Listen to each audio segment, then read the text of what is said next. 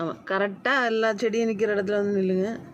நான் அதை எடுக்கணுன்னா அங்கேயே நிற்க வேண்டியது தானே. பின்னாடி என்ன வண்டி இருக்குது?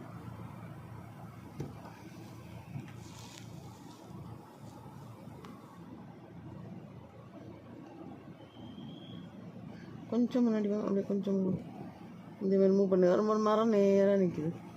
இன்னும் கொஞ்சம் இன்னும் கொஞ்சம் இன்னும் கொஞ்சம் இன்னும் கொஞ்சம் இன்னும் கொஞ்சம். ஆ,